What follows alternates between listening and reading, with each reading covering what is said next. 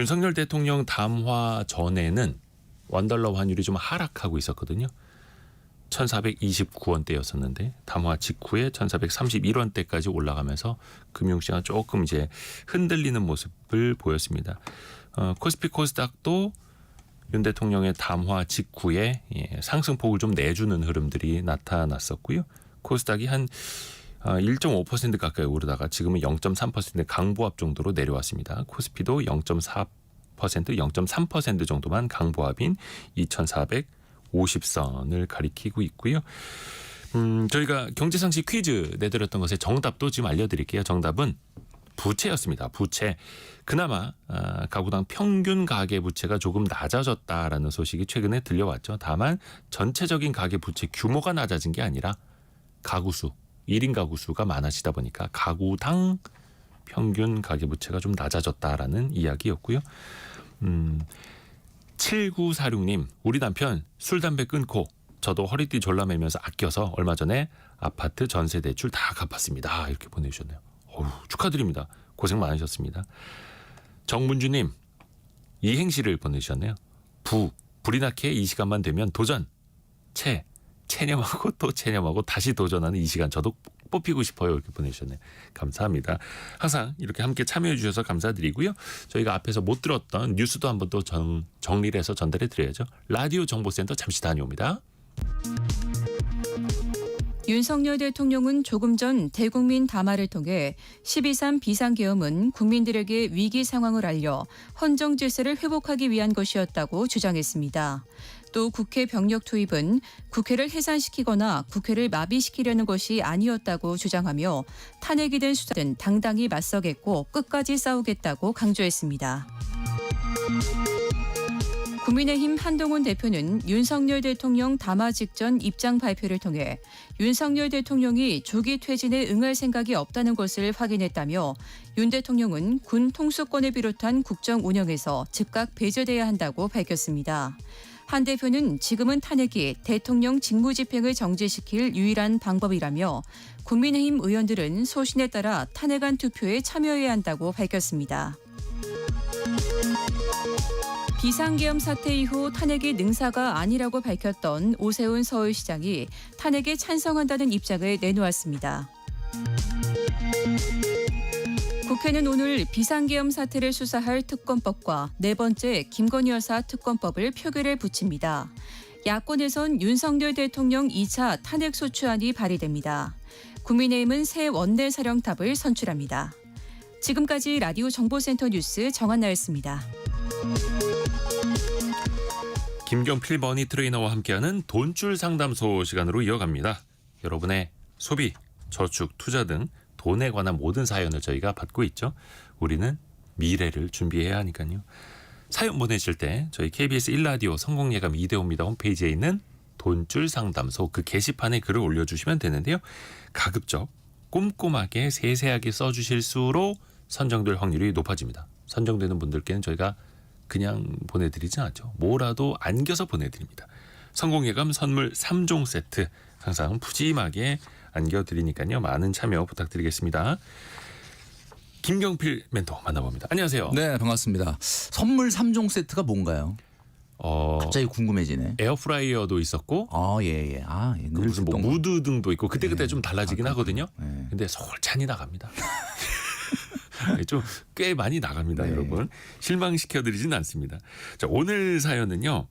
혼자 개인 사업자로 일을 하고 있는 그리고 내년에 결혼을 앞둔 35세 여성입니다. 네. 근데 이분의 고민이 1억 원까지는 모았대요. 근데 그 이후부터는 돈이 불어나질 않는다. 이런 고민이거든요. 네. 사회복지 비영리단체 1인 대표시랍니다. 근데 매월 320만 원 정도의 고정 수입이 있고요. 부업도 따로 해서 한 달에 20만 원 정도는 더 버시나 봐요. 근데 3분의 2가 소비로 나가고 아무래도 저축하는 금액이 적다 보니까 돈이 안 불려지는 거겠죠. 그렇겠죠. 이분의 네. 고민. 일단은 소비와 저축 요 비율부터 한번 따져볼까요? 네.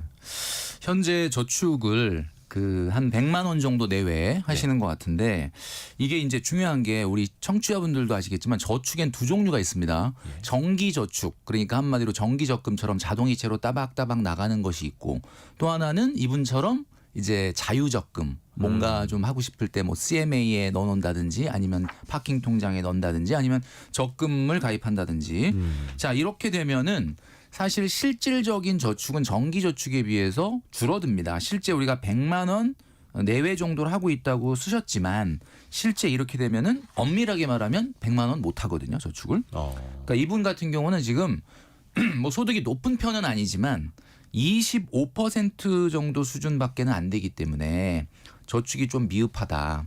그러니까 이제 아직은 결혼하기 전이고 사회 초년생이라고 볼 수가 있는데 직장인들의 평균 적정 저축률이 어떻게 되냐 이런 질문을 많이 받거든요. 네. 근데 이거는 사실 그분의 소득이나 환경에 따라서 상황에 따라서 달라지는 거지만 그렇죠. 제가 가이드를 드리자면 300만 원 이상의 소득을 기준으로 봤을 때 직장 생활 5년 미만이다. 그러면 50에서 60% 정도는 저축을 할 수 있어야 됩니다. 그리고 10년 미만이다. 그러면 40에서 50%, 15년 미만이다. 그러면 30에서 40%. 점점 연차가 거듭될수록 저축률이 조금씩 떨어지죠. 자, 이게 왜 그러냐? 왜 우리가 연차가 계속되면 직장인들은 소득도 늘어나고 호봉에 따라 월급도 늘어나지 않습니까? 그렇죠? 네. 근데 소득이 늘어날수록 사실은 저축률이 왜 떨어지느냐 하면 이게 저축의 골든타임이 있기 때문이다. 저축의 골든타임. 네, 그래서 우리가 경제활동 시작하고 15년 정도 지나면 예. 300만 원을 받는 사회초년생 같은 경우는 사실 마음 먹으면은 한 200만 원도 저축하는 분이 있는데 우리가 대리되고 과장되고 차장돼서 월급이 많이 올라가서 뭐 한 500, 600 받으면 네. 과연 그분은 막 400, 500 저축하냐 못 하거든요. 숫자만 놓고 보면 그때 더 많이 저축할 것 같은데 같지만 상황이 그렇게 또 안 되죠. 그러니까 이제 이분이 지금 사실 1억 정도 모았다라고 하시지만 제가 좀 이따 말씀드리겠지만 사실 부채라든가 오늘 뭐 경제상식 퀴즈 정답이 부채였는데 부채 이런 걸 빼고 나면 사실 좀 금액이 1억 안 되거든요. 네. 그러면 아직 자본을 모아가는 과정인 경우를 감안했을 때는 좀 획기적으로 높은 저축률이 필요합니다. 그러니까 급여가 작다 그래서 먼저 쓸 걸 쓰고 나서 남는 게 없는데 이렇게 가면은 자본은 더 이상 모을 수가 없게 된다. 그러니까 제가 지금 말씀드린 거는 뭐 50에서 60% 5년 미만의 분들은 그렇게 하라라고 얘기하니까 야 그게 어떻게 가능하냐 이렇게 얘기하실 수 있겠지만 사실은 상황에 따라 좀 다를 수는 있겠지만 제가 가이드를 드린다고 그랬잖아요. 네. 이걸 기준점으로 삼으셔야 된다라는 거죠. 아하. 그래서 어떻게 보면 이제 젊었을 때 더 잘 모아야 되는 거고 나이 들다 보면은 뭐 소득은 늘어나겠지만 뭐 부양 가족이 많아진다라든지 여러 가지 또 해야 할 일이 많으니까 그렇죠. 골든 타임을 놓치지 말아라. 중요합니다. 아 근데 이분이 생각하시는 골든 타임은 피부 관리가 있더라고요. 지금 35세 여성분입니다.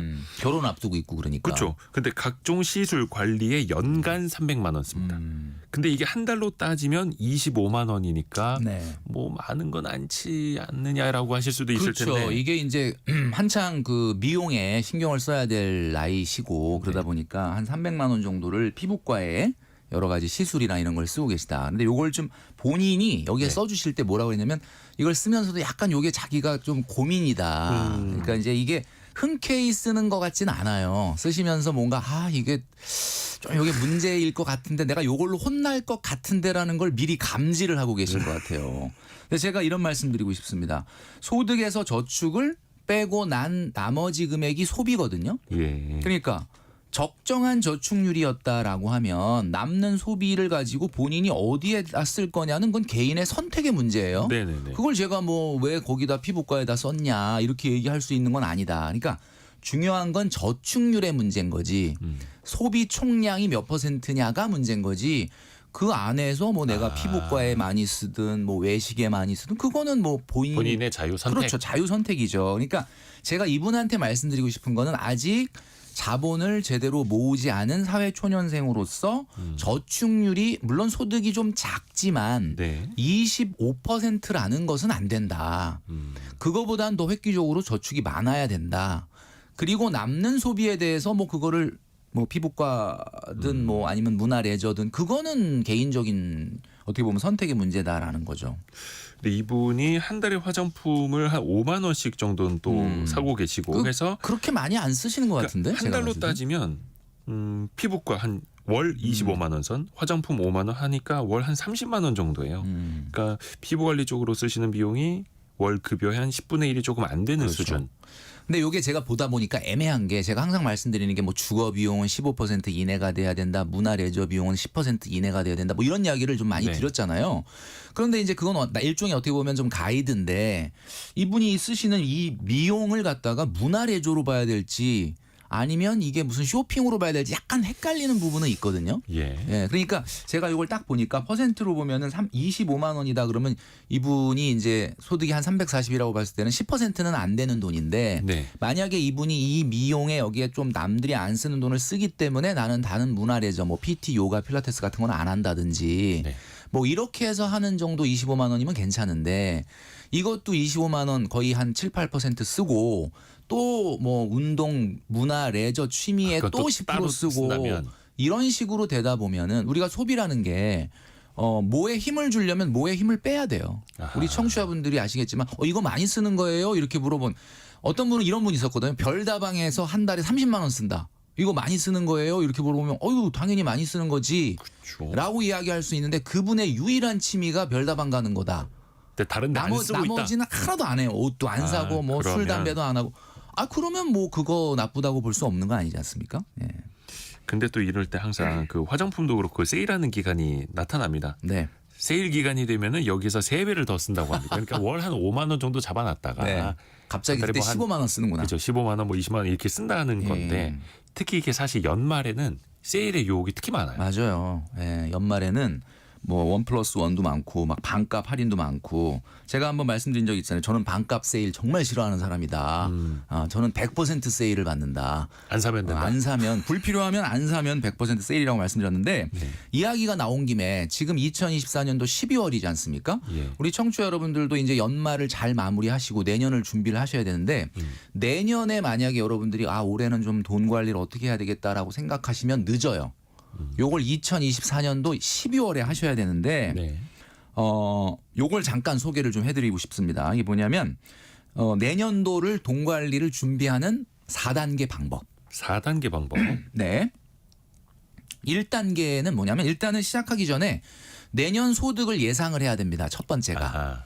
그러니까 이제 자영업자나 프리랜서 분들은 내년도에 이 불투명한 경제 상황에서 내가 소득이 어떻게 될지 모르겠다. 어렵겠지만 좀 예상을 하시고 직장인들 같은 경우는 정기소득과 보너스를 예상을 해야 되는데 정기소득은 올해 인플레이션의 영향을 받으니까 네. 올해 물가 상승률 감안해서 내년에 올라갈 거고요. 승진이 없다면 보너스나 성과금은 올해 났던 성과를 가지고 그건 뭐 회사에서 여러분들이 잘 아실 테니까 또 회사의 상황도 봐야 되는 상황도 거고. 봐야 되고. 예. 자, 그렇게 해서 이제 내년 소득을 예상을 하시기 바랍니다. 이게 첫 번째고요. 이제 0단계죠, 이게. 예. 자, 1단계는 가장 먼저 해야 될 게 총량 저축 금액을 정하셔야 됩니다. 총량 저축부터. 네. 그리고 내년도에 받게 될 연소득이 얼마가 있는데 이 중에 몇 퍼센트를 내가 세이브할 거냐라는 걸 먼저 정해야 돼요. 이 세상에는 두 종류의 사람밖에 없다라고 말씀드렸거든요. 우리 청취자 여러분들이 어디에 속하시는지 한번 잘 들어보시기 바랍니다. 이 세상에는 두 종류의 사람밖에 없는데 첫 번째는 저축을 하고 그리고 남는 돈을 쓰는 사람. 그다음에 또 한 종류는 돈을 쓰고 소비부터 하고 혹시 남으면 저축하겠다. 선 저축이냐 선 소비냐. 그렇죠. 이 두 종류의 사람밖에 없어요. 근데 이제 여러분들이 내년에 성공하려면 예. 일단 총량 소득에서 몇 퍼센트를 내가 저축하겠다라고 먼저 정하는 게 1단계가 이루어져야 된다. 우선은 떼놓고 그죠? 뭉텅이로 일단 저축부터 하고. 그렇죠. 그다음에 2단계는 뭐냐면 저축을 하기로 한 총량이 결정이 됐다 그러면은 그 저축을 어떤 방법으로 할 건지를 정해놔야 됩니다. 또 두 가지가 있겠죠. 정기 적금을 통해서 매달 똑같은 금액을 저축할 건지 아니면 보너스나 성과급이 많이 나온다 그러면 정기 저축을 하긴 좀 어려우니까 정기 적금 일부 하고 남는 모자라는 금액은 보너스 탔을 때 예금으로 하든지. 자, 두 가지 방법이에요. 정기 적금을 동일한 금액으로 12달을 저축을 하시든지 아니면 나는 보너스가 좀 많다 그러면 정기 저축은 좀 줄이고 모자라는 금액은 정기 예금을 보너스 나왔을 때 하든지 이런 방법을 선택할 수 있습니다. 그다음에 이제 투자를 좀 가미하시는 분들 요즘 같은 경우는 뭐 간접 투자 상품에서 ETF를 매달 이렇게 저축하듯이 하시는 분들도 있으니까 정기 적금과 투자를 얼마 할 것인지 이렇게 저축 방법을 정해 놓으시는 것이 2단계다. 자, 3단계는 이제 저축 금액과 저축의 방법이 정해졌으면 네. 남는 게 뭐예요? 이제 소비. 남는 돈이 이제 딱 남는 돈이 쓸 돈이지 않습니까? 네네네. 자, 이 쓸 돈을 가지고 3단계는 이제 정기 소비 예산을 만드는 겁니다. 정기 소비 예산을 만드는 거다. 그러니까 뭐 이거는 그 고정비처럼 계속 나가는 그렇죠. 것들. 예를 들면 매달 쓰는 거니까 뭐 고정비에는 교통비, 통신비, 이자, 주거비용, 주식비 이런 게 있을 거고 변동비는 여러분들 이제 짐작하시겠죠? 외식비, 쇼핑, 문화레저 이런 게 있을 거죠. 자, 마지막 4단계가 있는데 요거까지 하면 끝나는 거예요. 4단계는 뭐냐? 비정기 소비 예산을 만드는 겁니다. 비정기 소비 예산. 제가 돈줄 상담소 시간에 계속 말씀드리고 있는데 그렇죠. 계절 지출 통장이 있어야 된다 그랬잖아요. 예. 명절, 여행, 이벤트, 자동차, 세금, 겨울옷 이런 것들은 어떤 특정한 시즌에만 나가기 때문에 근데 매년 반복되는 매년 것들. 반복되죠. 자, 요거를 정하는 거죠. 그러니까 2025년도 1월 달에 딱 시작돼서 야, 이거 올해 어떻게 돈 관리 저축 어떻게 하고 이거 어떻게 하지? 이미 늦습니다. 지금이 딱 좋은 지금 시기네요. 해야 되는 거죠. 오. 이번 주나 다음 주 정도 여러분 생각하시면서 제가 말씀드린 1단계에서부터 4단계까지 꼭 해보시길 그렇죠, 바란다. 또 직장인들은 1월에 연말정산 해야 되는데 그렇죠. 미리미리 12월에 해놔야 되죠. 한 해를 또 정리해보고 내년을 또 준비하고. 자, 그러면 이분이 고민하는 거 세일 때는 3배 이상을 더 쓰게 되는데 이게 고민이에요 이렇게 되는데 작년에 이런 계획을 세웠다 그러면 이런 고민 안 하겠죠. 왜냐하면 내가 이 미용에 쓸 예산이 있는데 아니면 만약에 그게 들쑥날쑥하다 그러면 그거를 계절 지출로 빼서 내가 이 미용에 쓰는 돈은 뭐 계절 지출 항목에 좀 넣어서 이렇게 미리 조금 예비비 같은 거를 갖고 있었으면 그 범위 내에서 쓰면 되는 거니까 뭐 아무런 고민이 없는 거죠. 아하. 이게 계획이 되어 있었다면 이런 고민도 없었을 그렇죠, 것이다. 예. 그러면 뭐 일단은 내년이라도 우리가 또 지금 생각하기 딱 좋은 시즌이니까 피부 미용에 대한 그 돈이 연간 300만 원 이상이 들어가고 이 부분도 사연자는 고민이 많으신 건데 이분도 스스로 늘어나는 주름의 마음이 심쿵생숭합니다. 네네네. 아이고, 참. 홈케어도 돈이 많이 들어서 그냥 피부과 다니는 게 낫나 싶기도 하고요. 또 근데 반대로 그냥 홈케어 장비 같은 걸로 집에서 사서 하는 게 낫나라는 고민도 하고 계시는 것 이런 같아요. 고민은 저 뭐 피부과 전문이나 예. 아니면 또 뭐 이런 피부 전문 그 가들에게 좀 물어봐야 될 것 같긴 한데. 근데 그 예. 찰리 먼거가 그런 말씀하셨거든요. 내가 머리를 깎을 때가 됐는지 이발사에게 물어보지 말아라. 왜냐하면 당연히 그러면은 머리 깎을 때가 됐다라고 그렇지. 하는 것처럼 네. 피부과 가서 물어보면 아유. 피부 관리하셔야 돼요. 맞아요. 젊을 때부터 해야 돼요. 하겠죠. 그러니까 이제 제가 말씀드린 건 애초에 이런 고민을 차단하기 위해서 우리의 월급은 돈줄 상담소를 계속 우리 듣는 청취자분들은 아시겠지만 공금입니다. 공금은 예산에 의해서 움직여야 되기 때문에 아하. 내가 작년에 나한테 2024년도에 이 미용에 이 정도는 써도 될 것 같아 라고 준 예산이 있다면 그 범위 안에서 홈케어를 하든 피부과를 가든 그건 누가 뭐라 그러겠습니까? 그러나 그걸 넘어서게 되는 순간 이분처럼 이렇게 돈 쓸 거 다 쓰면서도 고민을 하게 된다. 일단 피부과든 홈케어든 총액 안에서 그렇죠. 총액 안에서 고민하는 건 뭐 그거야 괜찮은 뭐. 거고요. 그건 이제 지인분들이나 좀 이야기를 좀 들어보시면 될 것 같고. 그러니까 이분 같은 경우는 피부 관리인데 누구나 인생에서 포기할 수 없는 한 가지가 있잖아요. 정말 좋아하는 거, 사랑하는 거. 근데 돈이 좀 들어가는 거.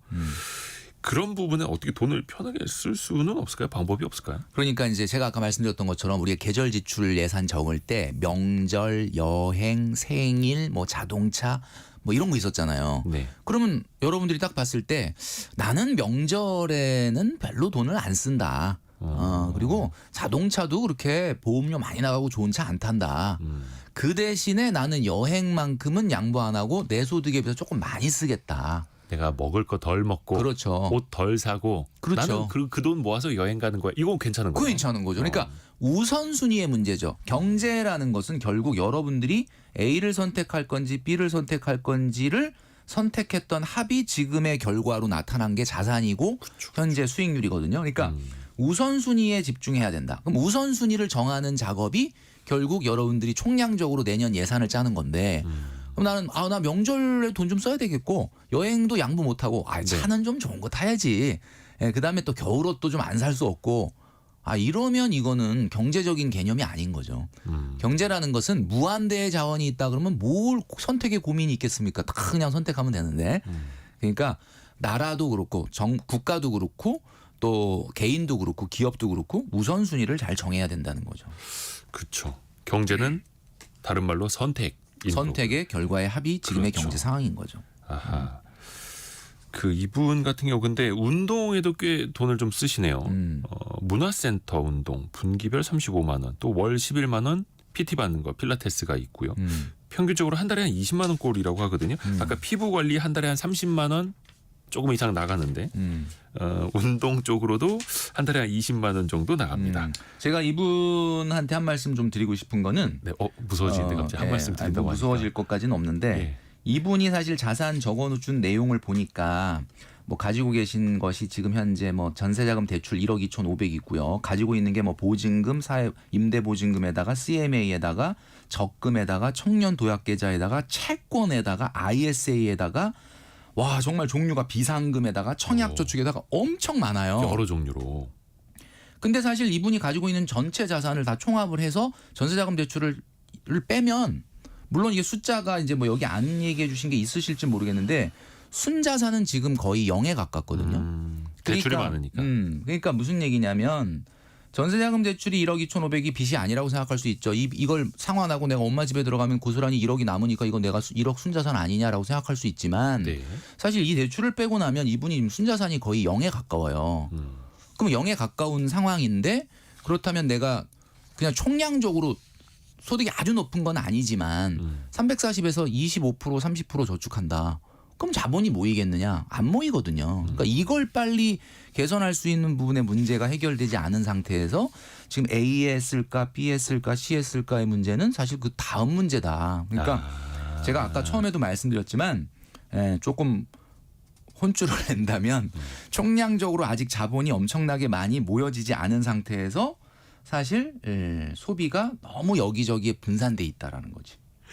그렇죠. 근데 또 이분은 이제 독립해서 현재 살고 있기 때문에 고정비로 또 나가는 것들도 만만치 않을 테고 거기다가 쇼핑 비용도 조금 있습니다. 물론 이게 이분의 소득 대비 한 300만 원대 한 초중반까지 버시니까 쇼핑이 한 달에 10에서 15만 원, 생필품은 뭐 한 5천 원 미만으로 그 가격 파는 그런 생필품 파는 곳 있지 않습니까?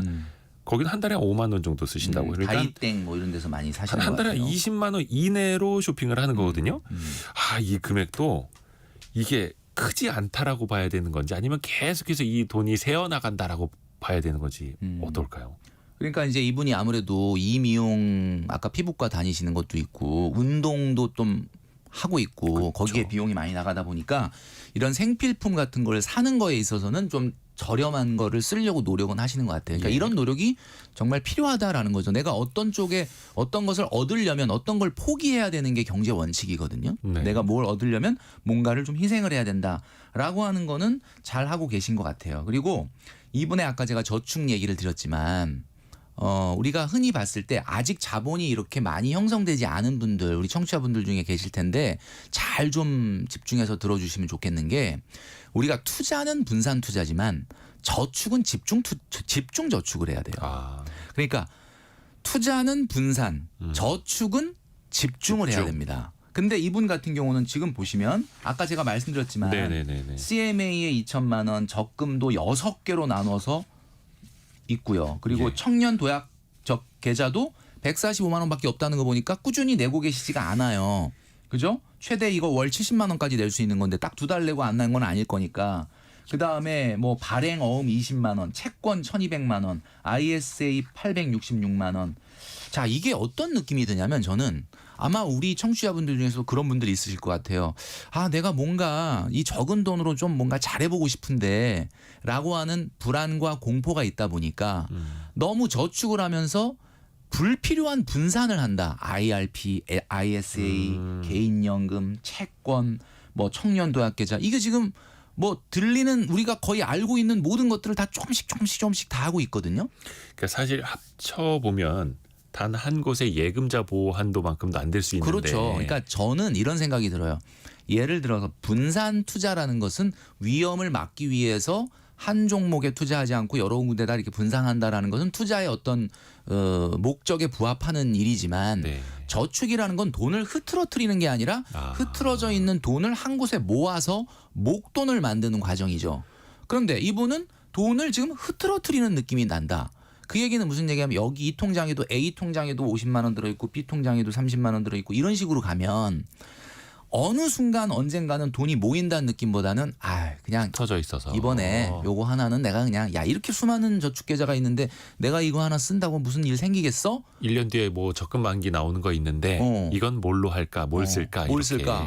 이렇게 되면서 소비의 유혹에 빠질 가능성이 있고 인간은 절대 합리적인 존재가 아니에요. 생각은 합리적으로 하지만 행동은 비합리적으로 한다는 것을 기억하셔야 그렇죠. 됩니다. 인간은 합리적인 존재가 아니라 합리화하는 존재라고. 그렇죠.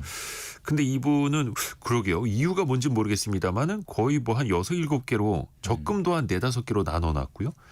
이게 특판 상품들 예를 들어서 연간 100만 원까지만 뭐 한 5, 6% 드리고 그 이후에는 3, 4% 드리고 약간 이런 것들이 있어서 맞아요. 그런지 모르겠는데. 저는 이분의 마음이 좀 이해는 돼요. 제가 많은 직장인들을 만나봤는데 예. 우리 직장인들 중에 사회초년생들이 가장 많이 하는 저축 금액대가 60, 70, 80이거든요. 월. 예. 예. 60, 70, 월급 한 300만 원 정도 받는다 그러면 내가 독립해서 있다 그러면 월세나 전세자금 대출 이자를 내야 되니까 60, 70, 80 정도밖에 못 해요. 그러면 60, 70, 80 하는 게 어떠냐라고 저한테 물어보면 저는 이렇게 말씀드려요. 좀 야박하다, 너무 잔인하다 이렇게 말씀하실지 모르겠지만 저는 60, 70 할 것 같으면 네네네. 그냥 안 하는 게 낫다. 오. 이런 이야기를 한 적이 있습니다. 이게 무슨 말이냐? 60, 70도 지금 열심히 하고 있는데 왜 길을 꺾냐? 이렇게 얘기를 하시는데 왜 열심히 하는 사람 길을 끊고 그래요, 막 이렇게. 자, 이거는 저는 이런 말씀드리는 거예요. 60, 70 정도 하시는 분들을 만나보면 예. 이분처럼 굉장히 불안 공포가 많아요. 아. 그러니까 뭘 해야 될지 몰라서 근데 이 60, 70만 원이라는 것 자체가 제가 보기에는 좀 너무 애매한 금액이라는 거예요. 그러니까 마지못해 하는. 그렇죠. 저축. 그러니까 이분들 만나보면 약간은 본인한테 면죄부를 준 듯한 느낌이 내가 이 정도 월급에 60, 70 하는 것만 해도 대단한 거 아닌가? 이런 생각을 한다는 거죠. 만약에 저축을 아예 안 하는 사람을 만나보면 위기의식이라도 있습니다. 빨리 엔잡을 해야 되겠다. 이직을 해야 되겠다. 그런데 60, 70 하시는 분들이 가장 많이 신경 쓰는 게 뭔지 아세요? 금리입니다. 금리. 딱딱 이분 케이스인데 그럼. 0.5%를 더 주는 거 뭐 어쨌든 이런 것들을 막 찾아다닌다. 그리고 또 이런 분들이 또 상당히 몰입하는 게 정책 금융 상품, 청년 희망 적금이나 청년 도약 계좌. 네. 제가 오해하시지 마십시오. 청년 희망 적금이나 청년 도약 계좌가 나쁘다고 말씀드리는 게 아니라 네. 청년 희망 적금이라는 게 여러분 아시겠지만 청년 희망 적금이 그 청년 희망 적금만 하면 희망이 없을 수도 있어요. 진짜입니다, 이거. 여러분 이게 충격적으로 들리실지 모르겠지만 우리가 네이밍이라는 게 예. 사실은 위크 포인트가 있는 거거든요. 이게 공무원 중에 어떤 분이 이게 청년 희망 적금이라는 걸 만드셨는데 이분이 네네네. 어떻게 만드셨냐면 이걸 상품을 만들어 가지고 50만 원씩 2년을 내서 1,200을 내면 정부 기여금 비과세 그쵸, 혜택을 그쵸. 줘서 1,300만 원을 딱 주는 거다. 이렇게 만들었는데 네. 자기가 딱 만들고 보니까 희망이 안 보이는 거야. 어이. 이 상품 이거 갖고 희망이 될까? 그래서 이름을 청년 희망 적금으로 줬을 것 같아요. 저는. 아하. 희망을 우리가 주기 위해서. 보통 이 네이밍에는 약점이 드러나는 거거든요. 우리가 명예퇴직이라는 거 있잖아요. 명예퇴직. 네. 어떻게 좀 명예로운 퇴직인 경우가 많나요? 아. 뭔가 명예롭지 않을 것 같으니까 명예를 집어넣은 거잖아요. 그리고 우리가 옛날에 많이 하셨던 강제 자율학습. 강제 자율학습이 아니지. 그냥 자율학습. 야간 자율학습이죠. 그렇죠. 자율학습은 자율이 아니죠. 근데 어떻게 좀 자율적으로 하신 거 맞나요? 그냥 강제학습이었네요. 그죠. 그러니까 이게 이름에는 뭔가 약점이 좀 드러난다. 반어법으로 뒤집어서 생각해야 되네. 청년 희망 적금이 희망이 없다는 뜻이 아니라 오늘도 뼈를 맞습니다. 청년 희망 적금만 하면 희망이 없을 수 있다. 그러니까 이 오늘 사연자님들 이미 갖고 있는 공포와 강박이 뭐냐. 내가 이 적은 금액으로 뭘 좀 잘해보고는 싶은데 방법이 마땅히 떠오르지 않으니까 금리에 집착하고 상품에 집착하고 여러 가지로 나누고 지금 무슨 투자하고 있는 게 아닌데 그러니까 이런 것들이 사실은 자본을 빨리 모으는 거에 방해가 되는 경우가 너무 많다. 야, 뼈를 좀 많이 맞아가지고요. 여기저기 좀 아픈 것 같아요. 지금 청년 희망 적금 하시는 분들 상당히 충격을. 근데 그거는 어떻게 보면 이제 거의 1층으로 깔고 그렇죠. 2층, 3층이 필요하다라는 그럼요. 건데 이분은 그 층수를 너무 나눠놨네. 너무 나눠 놓으면 거의 아파트 한 층이 한 1m인 거예요. 맞아요. 근데 그게 아니라 그 지난번에 김경필 멘토님이 쓰셨던 책에서도 저는 그거 봤는데 이자율 신경 쓰기보다는 저축 금액이 우선 중요하다. 오늘 제가 지금 말씀드린 게 그겁니다. 그러니까 뭐 어떤 상품을 할 거냐가 물론 뭐 아예 안 중요한 건 아니겠지만 네네네. 그걸 신경 쓰는 것보다는 얼마를 할 수 있느냐가 중요한 거죠. 맞아요. 그러니까 근데 이 분이 괄호 열고 질문을 주셨던 게 그거 있었어요. 곧 적금 만기 시 이자가 30만 원 나올 예정인데 보통은 쇼핑에 쓰긴 합니다. 이번엔 저축을 해볼까요? 이렇게 물어보셨거든요. 근데 이게 일단은 1년짜리인지 뭐 3년짜리인지 몇 년짜리인지는 모르겠습니다만 원금도 있고 이자도 이제 붙어서 나오는 거겠죠. 그러면 이 이자를 나를 위한 보상으로 일단 일종의 그 칭찬 개념으로도 필요하잖아요. 그러니까 이분이 이런 고민을 하고 있다는 게 제가 아까 말씀드렸지만 지금 저축을 하고 있는 금액이 굉장히 작은 계좌가 여러 개가 이제 열 몇 개가 있잖아요. 만기가 그럼 계속 그럴 오죠. 때마다 그거를 갖다가 하나씩 닭 잡아먹듯이 그냥 딱 잡아가지고 그냥 요거 일부나 닭장에 닭 꺼내 먹듯이. 그죠 이렇게 예. 하다 보면 꽃감에 장 속에 있는 장롱에 있는 꽃감 빼먹듯이 이렇게 가다 보면 물론 뭐 저축을 안 하는 것보다야 원금이 모이니까 모이겠지만 이런 고민이 있다는 거지. 그러니까 한마디로 말해서 이 30만 원 본인한테 보상으로 그동안 돈 모으느라고 고생했다. 원금 네네네. 모으느라고 고생했다라는 걸로 뭐 쓰셔도 됩니다. 근데 되는데 그게 너무 자주 있으면 그런 게 이제 너무 자주 있게 되다 보면은 당연히 자본이 원하는 만큼 안 모인다는 거죠. 아하. 그래요. 일단 이분한테는 사실 근데 복리 효과라는 게 이자에도 이자가 붙어야 복리 효과가 되는 거잖아요. 그건 일종의 시간이 필요한 거죠. 그렇죠. 그러면은 적금 만기 되면 그 돈 그대로 뭉텅이로 더 크게 불려 나가시라 이렇게 추천하는 게 나을까요? 그러니까 이제 제가 그 뭐 책에서도 말씀드렸지만 딱 1억만 모읍시다라고 말씀드리는 이유가 뭐냐면 딱 1억만 모읍시다라는 거 1억이라고 하는 상징적인 커다란 목표를 향해서 나아가고 있는 거잖아요. 네. 그럼 중간에 뭐 2천만 원 타기도 하고 500만 원 타기도 하지만 내가 이걸 왜 모았던 거지? 이렇게 목표가 흐트러질 때 맞아. 요거 이제 다시 예금으로 다시 재투자가 돼서 빨리 1억으로 가야 되는구나라고 하는 네. 더 큰 목표가 있어야 된다는 거죠. 그러니까 우리가 뭐 이분이 지금 곧 적금 만기를 탄다. 이자가 30만 원이라는 거 보니까 뭐 사실 원금 자체가 뭐 굉장히 수천만 원은 아닐 것 같은데 네네. 그러면 그 돈이 그거 모으려고 저축한 거냐? 그건 아니고 결국 아니죠. 더 큰 목돈을 그쵸, 모으려고 계속 한 거란 굴려가야죠. 말이에요. 계속 굴려가야죠. 그러니까 그 목표를 생각을 하시고 재투자가 돼야 되죠. 근데 제가 한번 말씀드린 적이 있지만 저축의 길은 험난하기 때문에 중간중간에 나한테 보상이나 휴식은 필요하다.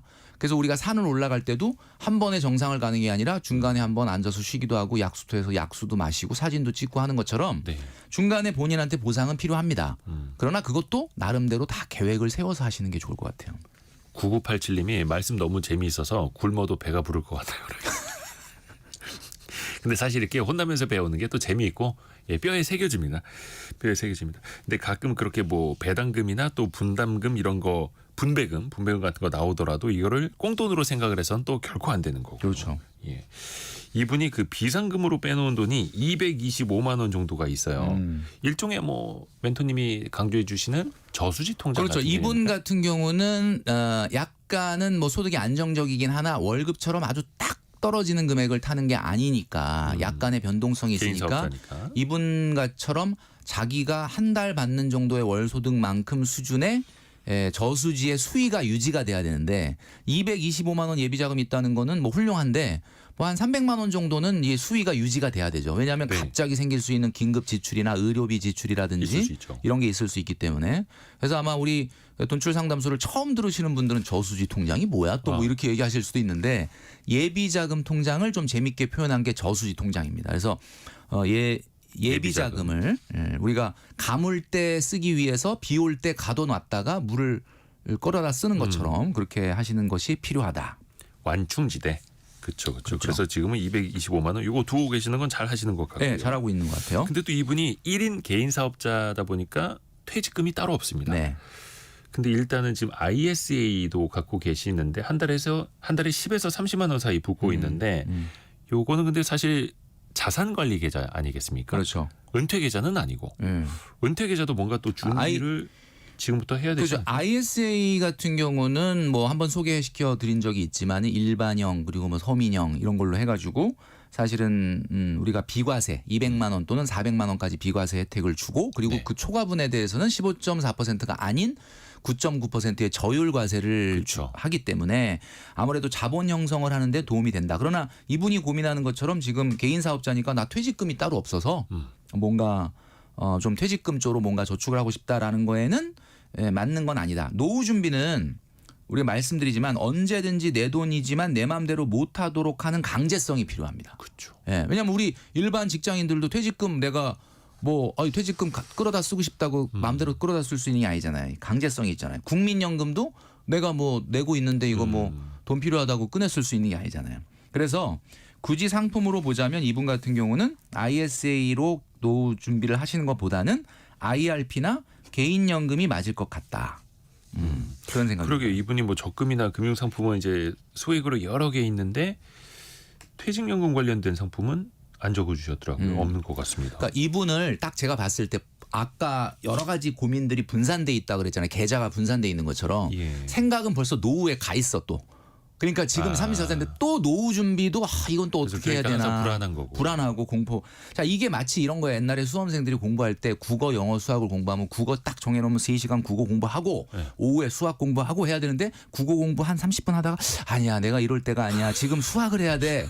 갑자기 수학을 딱 펼쳐서 막 수학을 보다가 여기서 왜 공감이 되죠? 네, 갑자기 막 느낌이 확 오시죠, 여러분도. 그러다가 아니야, 내가 지금 영어가 부족해. 이렇게 되면은 국어, 영어, 수학 다 안 되는 거거든요. 그러니까 지금 아직 1억도 채 자본이 모여 있지 않은 사회 초년생이라면 일단 노후 뭐 이런 거는 뭐 중요하긴 한데 일단 자본을 먼저 모으는 것부터 좀 지금 국어 공부하겠다고 딱 마음 먹었다 그러면 3시간 동안 앉아서 국어 공부하시는 게 맞을 것 같아요. 맞아요. 그리고 1억 모으기 그 실천하시는 분들 꽤 많이 계세요. 2399님도 1억 모으기 꼭 성공하겠습니다. 작년에 현금 6,800만 원에서 올해는 7,300만 원 되었어요라고. 야, 이거 이미 100% 달성한 겁니다. 예? 네, 왜냐하면은 시작이 반이라는 우리나라 말이 있잖아요. 근데 시작이 반이네. 시작한 사람이 반인데 이 사람은 반 이상을 했으니까 사실은 100%한 거죠. 거의 7천만 원 넘어섰으니까. 그러니까. 네. 그렇다고 시작이 반인데 시작에서 6천을 갔으니까 1억 넘었네요. 그렇다고 여기서 끝내시면 안 됩니다. 끝내면 안 되죠. 아직 멀었습니다. 1억 모으는 건 또 다른 이제 시작을 위한 것인 그렇죠. 거고요. 이분이 본인이 안전지향형이라고 본인의 성향을 말씀해 그런 것 주셨어요. 같아요. 네. 그래서 물론 이제 뭐 발행어음이라든지 적금 대액의 안전한 자산 위주로만 저축을 하시더라고요. 투자는 없어요. 사실은 우리가 뭐 발행 어흠 그다음에 뭐 CP, 뭐 채권 뭐 이런 것들이 뭐 주식이나 코인은 아니긴 한데 네. 엄밀하게 말하면 예금자 보호가 되는 상품은 아니거든요. 그러니까 아주 좀 보수적으로 봤을 때는 예금자 보호가 되는 범위 내에 있는 상품, 예적금이나 이런 것들이 사실은 우리가 어떻게 보면 안전자산이다라고 말씀드릴 수 있는 거고 뭐 이거는 아주 위험이 높은 건 아니지만 뭐 예를 들면 그 되도록이면 우리가 뭐 채권 하시고 이런 분들이 있는데 네. 채권 투자에 대해서 관심을 갖는 분들이 많이 있지만 채권이라는 것 자체가 이제 시장금리고 기준금리를 좀 선반영하는 그 어떤 그 역할을 하다 보니까 채권과 예금금리의 차이가 생기기도 합니다. 그래서 채권 같은 거 투자에 관심을 갖는 분들이 많이 있는데 이분처럼 일반적인 직장인으로 아직 1억 모으기 전 정도의 수준의 작은 돈을 모으는 거라면 이런 거에 머리 아파하지 마시고 그냥 예적금을 하시는 게 맞아요. 또 하나 벌써 시간이 다 돼가고 있는데 이분이 내년 하반기에 결혼할 예정이라고 하세요. 네, 아주 축하드립니다. 근데 비용이 많이 들잖아요. 결혼할 그렇죠. 때도 그렇고 결혼 비용 명목으로 돈을 따로 모아야 할까요? 이건 어떻게 해야 될까요? 그러니까 이제 이분이 아까 얘기했던 막 계좌도 막 10몇 개 나눠져 있고 노후 준비는 또 어떻게 해야 되냐에다가 또 결혼 자금까지 또 이걸 따로 모아야 되냐라고 얘기하는데 네. 뭐 당연히 일단은 앞에 닥친 재무 목표부터 우리가 자금을 투여해야 되는 거죠. 네. 예. 이렇게 막 분산해서 뭐 A 대비하고 B 대비하고 C 대비할 정도의 어떤 규모는 현재 아니다. 그러니까 당연히 지금은 앞닥쳐 있는 결혼 자금에 모든 자금을 투입을 해야 될 상황이다라는 거죠. 근데 이제 결혼 비용이라는 것도 써서 없어지는 소모, 뭐 예식 비용이라든지 뭐 이런 것들, 혼수라든지 이런 거 있지만 사실 가장 큰 게 결혼 자금에서 여러분도 아시겠지만 주택 자금 아닙니까? 네. 네, 그런 것들은 사라져 버리거나 없어지는 건 아니니까 되도록이면 그런 어떤 주택 자금을 만드는데